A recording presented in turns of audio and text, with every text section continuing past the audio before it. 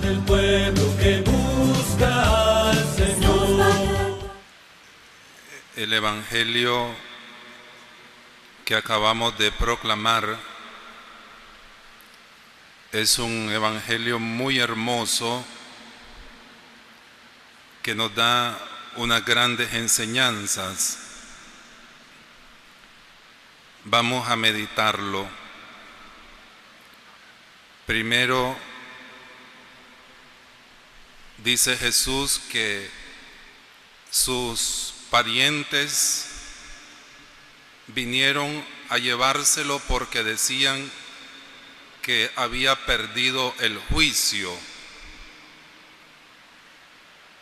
Se mira que algunos de sus parientes, dejándose llevar de pensamientos meramente humanos, hacen una interpretación de la absorbente dedicación de Jesús al apostolado y ellos dicen es una exageración. En estas palabras que dicen que Jesús perdió el juicio, a nosotros se nos invita a sentir todo lo que, hasta lo que se sometió Jesús por amor nuestro. Se somete hasta que lo consideren loco por nosotros. Jesús, por amor nuestro, deja que digan que había perdido el juicio. Hoy debemos de sentir ese amor que Dios, que Jesús tiene por nosotros. También muchos santos y santas, a ejemplo de Cristo, pasarán también por locos, pero sabemos que son locos de amor a Jesucristo y locos de amor por la iglesia. Y creo que también nosotros tenemos que llegar hasta esas locuras cuando estamos enamorados y necesitamos estar enamorados de Jesús. Se cometen locuras. Esas son las locuras de Jesús, las locuras de los santos, las locuras que estamos llamados también nosotros a cometer, dedicándonos totalmente por las cosas del Señor. Continúa el Evangelio y dice que los escribas que habían bajado de Jerusalén decían: tiene a Belzebul, el príncipe de los demonios. Y vemos que están criticando a Jesús por los milagros que ha hecho. Y estos milagros de Jesús fueron también malentendidos por los escribas, que le acusan de ser instrumento del príncipe de los demonios. Belzebul es un término que significa el dios del estiércol. Es decir, que solo hace cosas feas. Es el demonio. Ese personaje que es real, Jesús le llama Satanás, que significa el adversario, y al que Cristo ha venido a arrancar el dominio que tenía sobre el mundo, con una lucha incesante.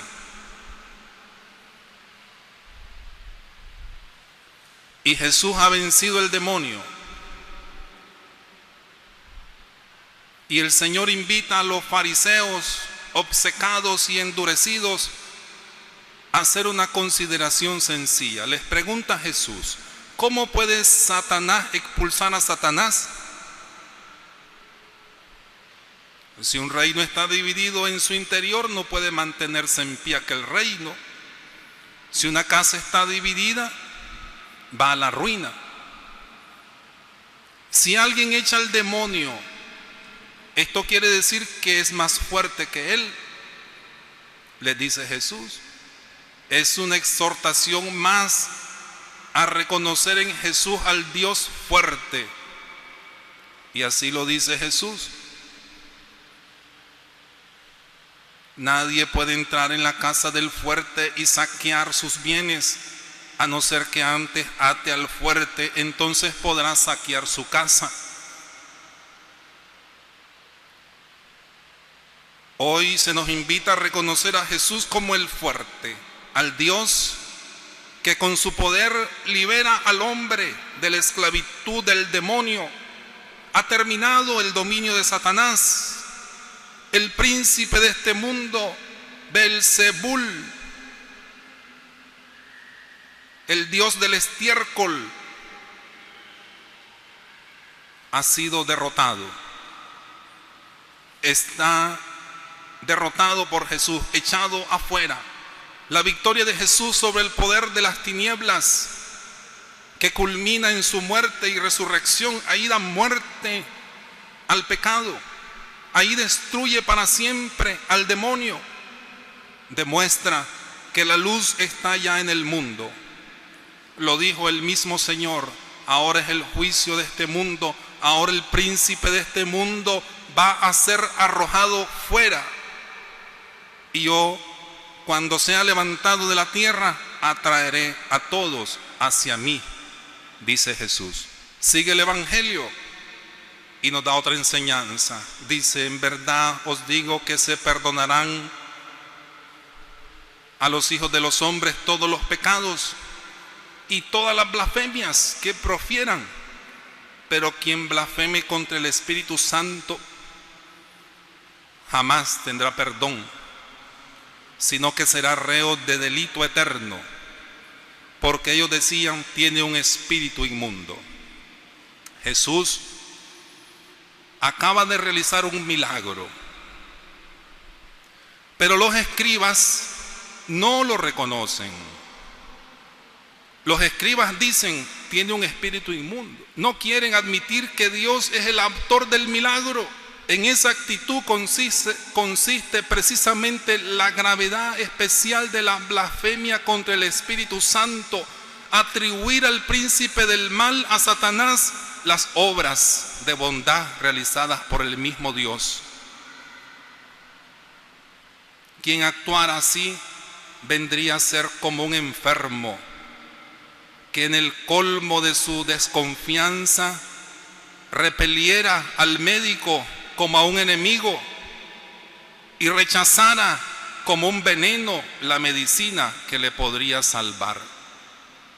Por eso dice nuestro Señor que el que blasfema contra el Espíritu Santo no tendrá perdón, no porque Dios no pueda perdonar todos los pecados, sino porque ese hombre, en su obcecación frente a Dios, rechaza a Jesucristo, rechaza su doctrina, rechaza sus milagros y desprecia las gracias del Espíritu Santo como que si fuesen engaños para perderle. Ese es el pecado contra el Espíritu Santo.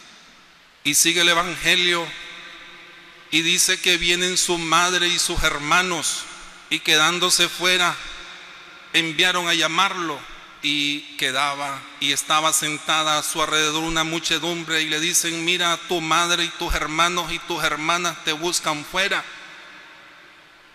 Y Jesús les dice: ¿quién es mi madre y quién es mis hermanos? Y mirando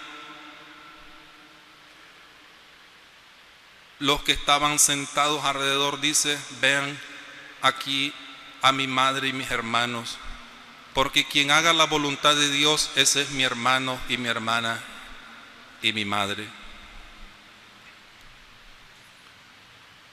San Marcos nos da entonces una lista de hermanos de Jesús y habla también genéricamente de unas hermanas. Pero la palabra hermano no significaba necesariamente hijo de los mismos padres. podía indicar también otros grados de parentesco, como primos, sobrinos. Y así vemos en el Génesis capítulo 13, también en el capítulo 14 se llama a Lot, hermano de Abraham, mientras que por Génesis 12 sabemos que era sobrino, hijo de Harán, hermano de Abraham. Lo mismo ocurre con Labán, a quien se llama hermano de Jacob en el Génesis 29, cuando era hermano de su madre en el Génesis 29. Y así, esta confusión se debe a la pobreza del lenguaje hebreo y arameo que se hablaba en ese tiempo. Carecen de términos específicos y usan una misma palabra, hermano, para designar grados diversos de parentesco. Y en el Nuevo Testamento encontramos pasajes. Sabemos que Santiago y José, nombrados hijos de María, María de Cleofás, en el Evangelio de Marcos capítulo 15, y los apóstoles Simón y Judas, vemos nosotros que se les llama hermanos de Jesús, pero nunca se dicen que son hijos de María. Lo que hubiera sido natural si hubieran sido estrictamente hermanos del Señor. Jesús aparece siempre como hijo único para los de Nazaret. Él es el hijo de María. Jesús al morir confía a su madre a San Juan, lo que revela que María no tenía otros hijos. Y aquí estamos nosotros en una enseñanza constante, en una fe constante, más que una enseñanza, una fe que ha tenido toda la iglesia desde el inicio, que ha considerado a María como siempre virgen, virgen antes del parto, virgen en el parto y por siempre virgen después del parto. Eso es una enseñanza de la iglesia. Y los enemigos, los otros que dicen que María tuvo más hijos, quiere destruir esa fe constante de la iglesia virgen antes, en el parto y después del parto. El Señor pues nos enseña a seguirle, porque el Señor termina diciendo que su madre y sus hermanos son todos los que hacemos la voluntad, su voluntad. El Señor nos enseña a nosotros a seguirle, nos lleva a que nos hagamos cada día más familia del Señor, a descubrir que esos vínculos con Cristo pueden ser más fuertes que el vínculo familiar. Santo Tomás lo explica diciendo que Cristo tenía una generación eterna y tenía otra generación temporal. Y Cristo antepone la generación eterna a la temporal. Primero es la eterna. Aquellos que hacen la voluntad de mi Padre le alcanzan según la generación celestial, eterna. Todo fiel que hace la voluntad del Padre, esto es, que sencillamente le obedece, es hermano de Cristo, porque es semejante a aquel que cumplió la voluntad del Padre. Pero quien no solo obedece, sino que convierte a otros, engendra a Cristo en ellos, y de esta manera llega a ser como la madre de Cristo.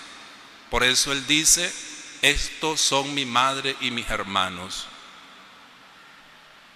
María, además de ser de la generación temporal, es la madre en la humanidad, en la carne de Jesús. También está en la primera lista de la generación celestial o eterna, porque ella es la primera que hace la voluntad del Padre. Ella, cuando el Padre le pide su colaboración activa en la obra de salvación, ella le dice al Padre: hágase en mí tu voluntad, hágase en mí según tu palabra. Por lo tanto, María tiene un mérito por ser la madre de Jesús en la tierra, y tiene también ese gran mérito de ser la primera discípula del Señor, la primera que obedece al Señor. Por eso esta palabra, lejos de ser un desprecio, digamos así, como algunos lo expresan a la Virgen Santísima, es una alabanza, porque ella es la primera que obedece la voluntad del Señor. Que esta palabra, este evangelio, se haga vida en cada uno de nosotros. Que veamos ese amor del Señor y que experimentemos en esta mañana, en este día, esa fuerza salvadora, liberadora de Jesús, el más fuerte, que viene hoy a salvarte, que viene hoy a llenarnos de su amor y de su gracia. Así sea. Parte del pueblo que busca al Señor.